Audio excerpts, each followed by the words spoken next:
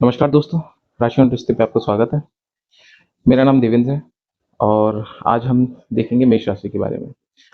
हम एक सीरीज़ चालू कर रहे हैं, जिसमें कि हम पूरे साल का राशिफल देखेंगे कि हर एक राशि के साथ किस-किस प्रकार का होता है। और इसमें जो हमारी जो पहली राशि है मेष, वो हम आज देखेंगे और इसमें हम ये जानने की कोशिश करेंगे कि पूरा साल मोटा-मोटा कैसा जाने वाला है।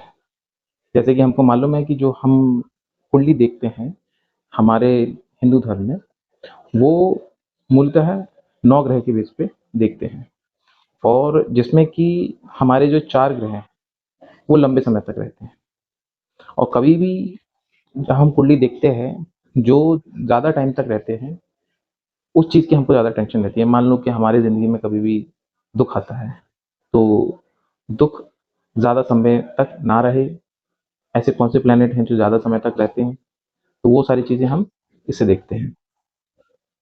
ऐसे ही ये हमारे पास मेष राशि का चार्ट है। इसमें आप देख पा रहे होंगे कि ये मेष लगन की कुंडली है और इस कुंडली में हम ये देख रहे हैं जितने भी लोग जिनकी राशि मेष है या जिनका लगन मेष है, तो उन लोग के लिए ये साल मोटा मोटा कैसे जाने वाला है। और इसमें हम देखते हैं कि पहले ही घर में लगन में बैठा हुआ है गुरु। तो गुरु जब लगन में बैठ जाता है तो वो क्या कहता है कि एक तो इनको इस साल पूरे इस चीज़ पे बहुत फोकस करना है कि इनका वेट ना बढ़ जाए। इनके वेट बढ़ने के पूरे-पूरे चांस हैं इस साल, तो ये अपने वेट पे थोड़ा-सा फ़ोकस करें। और देखा जाए तो ये साल इनके लिए बच्चों के लिए बहुत अच्छा होने वाला है और इनके लाइफ पार्टनर के लिए भी बहुत बढ़िया होगा। और एक तरीके से जो बहुत दिनों से चीज़ें रुकी हुई थी, बहुत प्रयास कर रहे थे और नहीं मिल पा रही थी, वो सारी चीज़ें भी इनको मिल जाएँगी। क्यों? क्योंकि गुरु इनकी किस्मत की तरफ भी देख रहा है। तो गुरु कितने साल रहने वाला है? अभी फ़िलहाल जो गुरु है 1 नंबर में है और 1 मई को गुरु यहाँ से निकल के यहाँ पे आ जाएगा। तब हम जब 1 मई के बाद हम फिर से देखेंगे कि गुरु जो है किस तरीके से मेष राशि वालों के लिए रिएक्ट कर रहा है। अगर हम फिर भी बात करें कि गुरु जब घर में आ जाएगा, ये हम हैं, ये हमारा घर है। गुरु जब घर में आ जाएगा, तो मान के चलो कि हमारी फैमिली में कोई ना कोई मेंबर बढ़ेगा। जब गुरु यहाँ पे आ जाएगा, क्यों? क्योंकि गुरु वृद्धि का कारक है। तो तब तो हम तब देखेंगे, लेकिन मई तक हमारा इन 3 चीज़ों पे फ़ोकस रहेगा गुरु का। उसके बाद करें शनि। शनि को हम इस तरीके से देखते हैं कि शनि कभी भी रियलिटी चेक कराता है। मतलब कि आपको ये चीज़ बताएगा, आपको शनि हमेशा इस चीज़ में मदद करेगा और हमेशा इस चीज़ का रियलिटी चेक कराएगा कि जो आप सोच रहे हो वो सही नहीं है। जो आप देख रहे हो, जो आपके सामने चीज़ें आ रही हैं वो सही है। मतलब रियलिटी में भरोसा रखो और रियलिटी पे हमेशा ध्यान दो। इस चीज़ के लिए शनि हमेशा प्रेरित करता है। अब होने क्या वाला है कि पूरी की पूरी साल शनि जो है आपके लक्ष्मी स्थान में बैठा हुआ है। अब जब शनि लक्ष्मी स्थान में बैठा हुआ है तो शनि जो है कि बहुत ही क्लोज आई से आपके लक्ष्मी स्थान को देख रहा है। अगर आपको ये पूरे साल ये शनि ये सिखाने वाले हैं कि खर्चा किस तरीके से करना चाहिए। आप जो भी जिस भी तरीके से खर्चा कर रहे थे और जो भी अनरेगुलर वे में जो खर्चा कर रहे थे, वो सारी चीज़ें शनि इस पूरे साल सिखाने वाला है आपको। और खर्चा आप 3 चीज़ों पे ज़्यादा कर रहे होंगे अभी। एक तो आप अपने ऊपर खर्चा बहुत कर रहे होंगे। एक आप अपने अगर बच्चे हैं तो लव्ड वन्स हैं तो उनके ऊपर आप खर्चा बहुत कर रहे होंगे।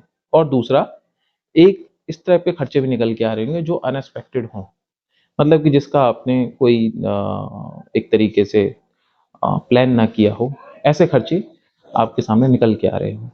तो इन 3 चीज़ों पे आपका शनि नज़रें बनाए हुए है और इस पूरे साल शनि सिखा के जाएगा। अगर आप पहले से ही आपकी आदत है कि पैसे को सही तरीके से कहाँ खर्च करना चाहिए, ये सब चीज़ें आप अगर आपकी आदत है, तो शनि परेशान ज़्यादा करने वाला नहीं है। अगर आपकी आदत ऐसी है कि किसी ने बोल दिया, यहाँ खर्चा करना है, तो आप वहाँ खर्चा कर रहे हो। इस तरीके के अगर आप चीज़ों से जूझ रहे हैं, तो हमेशा आपके पास पूरे साल आप पे पैसे की तंगी रहने वाली है। लेकिन हाँ, इस पूरे साल शनि रुकेगा, सिखाएगा, सब कुछ करेगा, लेकिन लॉन्ग टर्म के लिए शनि फ़ायदा करके जाएगा। वो कैसे? इस साल सिखाएगा, तो अगली बार जब 30 साल बाद जब शनि यहाँ पे आएगा, तो एक तरीके से आपको पूरे 30 साल फ़ायदा होगा, जो इस साल 1 साल सीखोगे आप।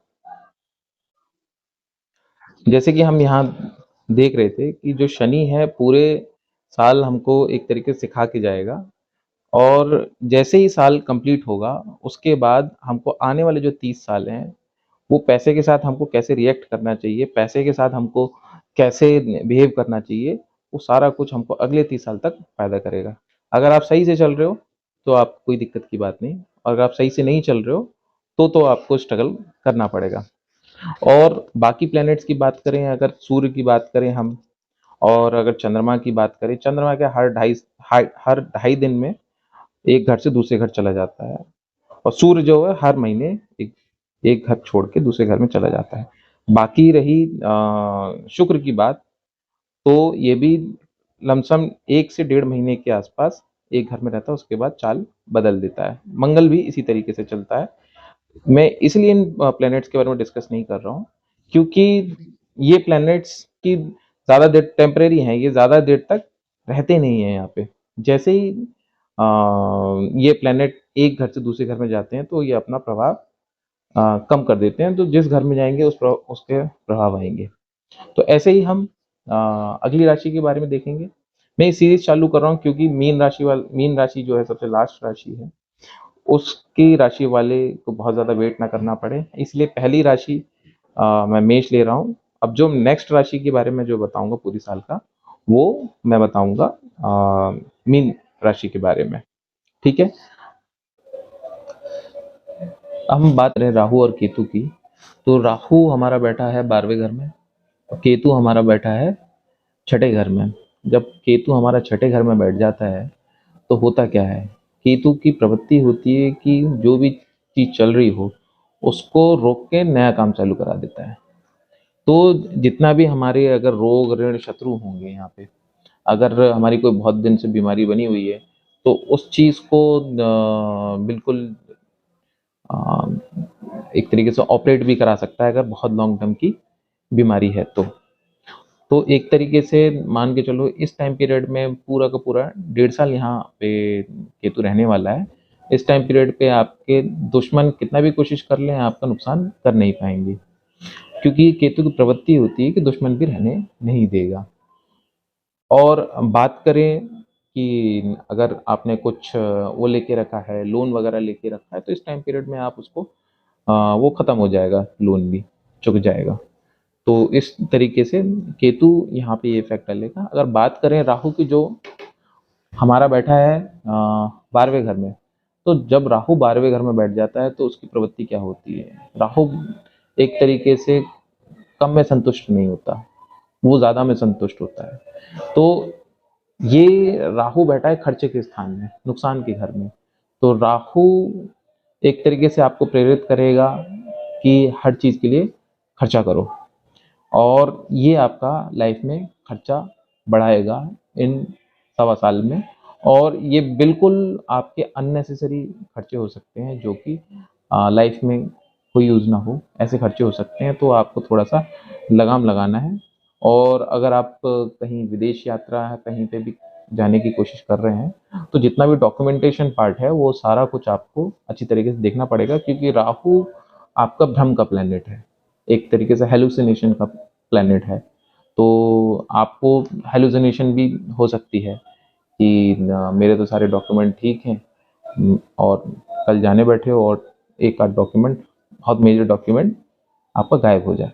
तो एक तरीके से राहु जब तक वहाँ बैठा है, तो आपको नुकसान, खर्चे, और कहीं विदेश यात्रा कर रहे हो, सब चीज़ पे ना बहुत ही क्लियर रहना पड़ेगा। मिलते हैं नेक्स्ट वीडियो में। धन्यवाद।